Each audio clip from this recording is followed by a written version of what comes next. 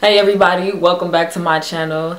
Today I'm finally going over art supplies. So a couple of people have asked me to do a video on all of the drawing materials that I use. So I decided to just put together a video showing all of my different types of paper that I use and show you some examples of my work that I've used that paper for in the past, and show you all the pencils that I use and random miscellaneous tools and what I use them for. So let's get started. I'm going to start with all of my drawing pads first.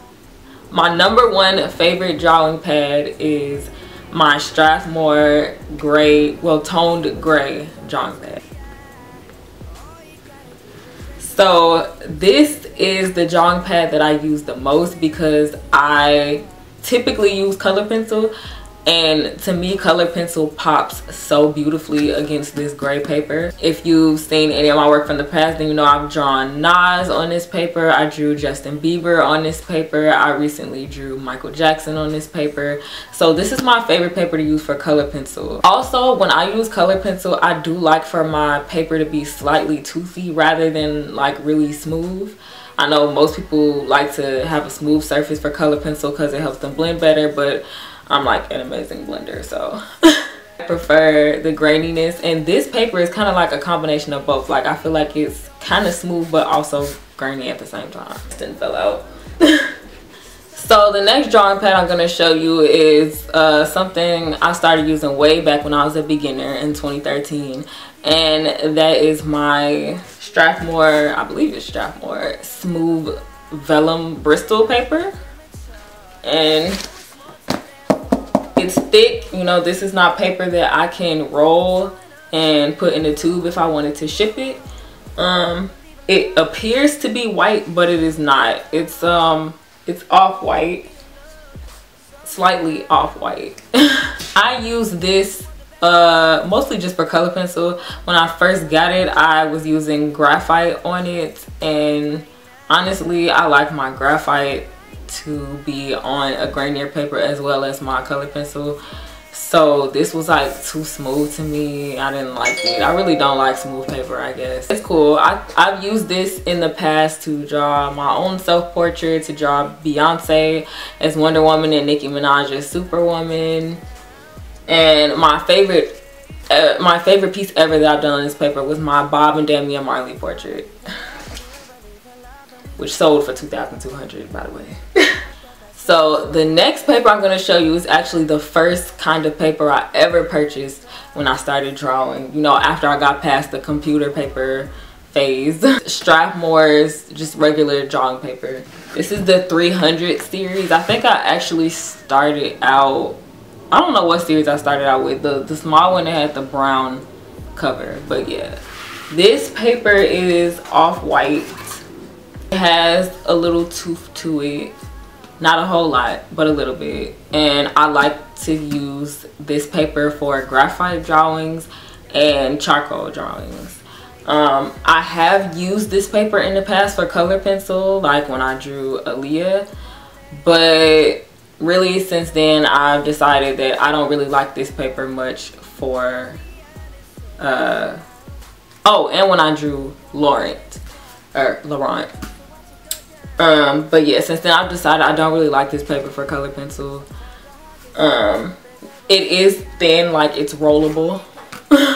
So my last drawing pad is something I got recently, and it is Strathmore's 500 series.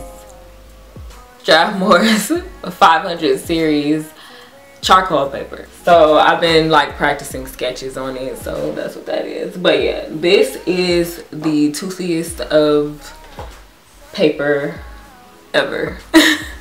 But honestly, that's what I like about it. Like, it is perfect for charcoal and graphite too. It really makes your pictures look really like old-fashioned, you know, like when Leo was on the Titanic drawing Rose. I don't know why I called him Leo.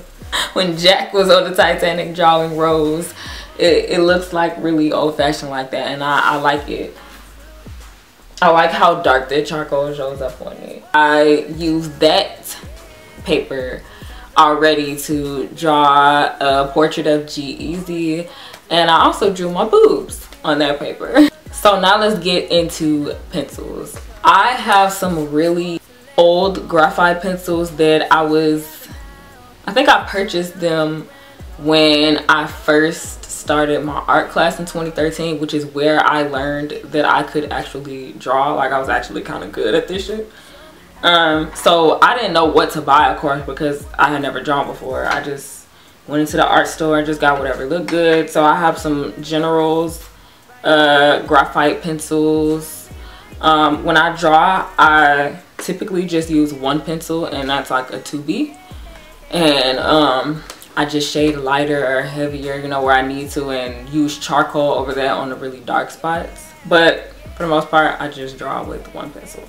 Also with charcoal, I've been drawing with one pencil. That is the soft 4B charcoal pencil, and I use it the same way as I use the graphite pencil.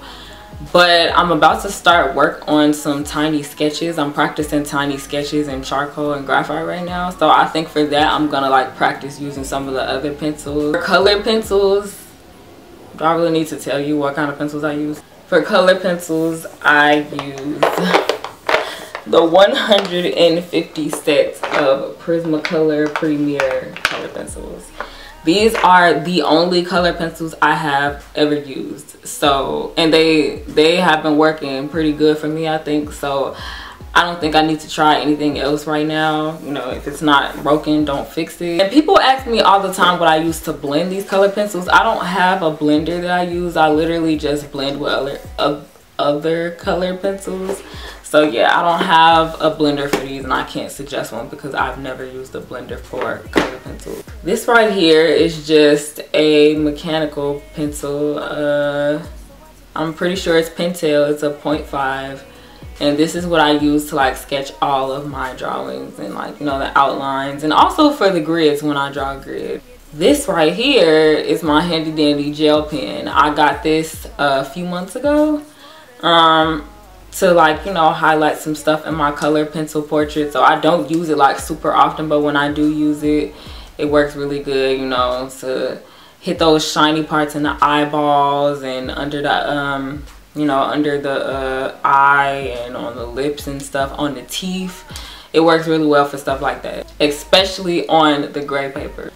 And now I'm gonna talk about some just miscellaneous tools that I use to aid me in my drawing. So number one is blending stumps. I used to have more, but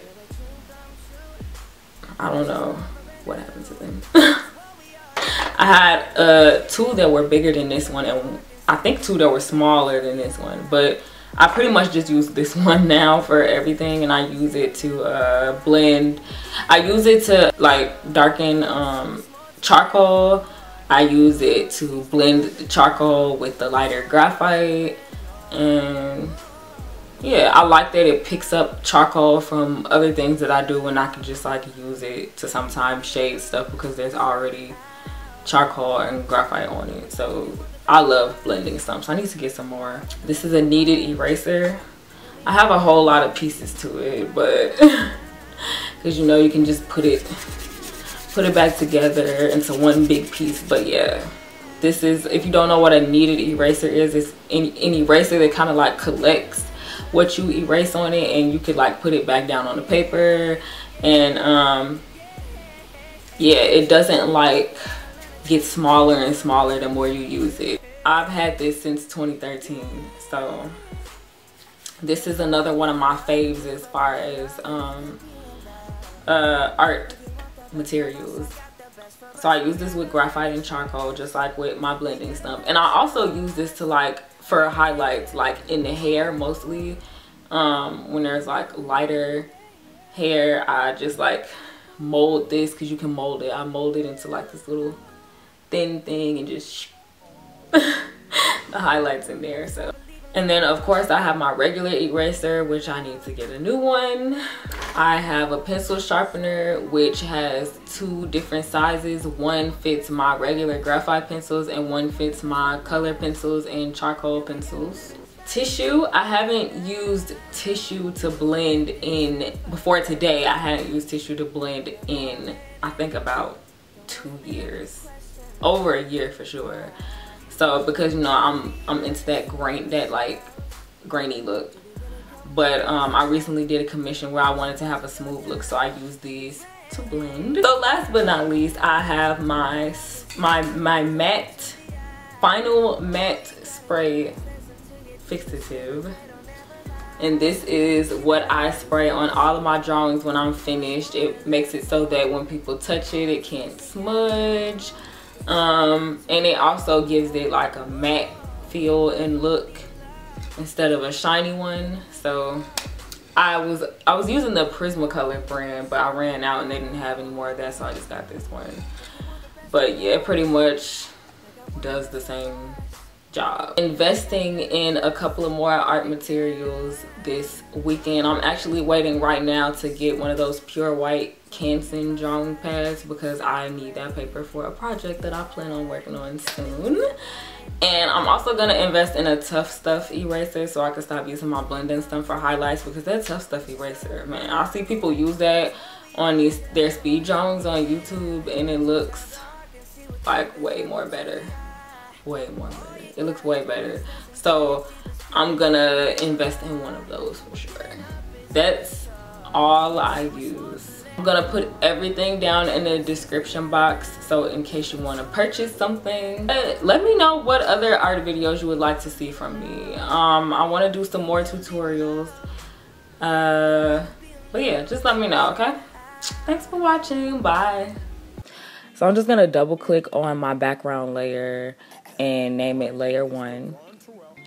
And now I'm gonna go down to effects and click stroke. Once that pops up, I'm gonna change the pixel size to just 1, and I'm going to change the position to center.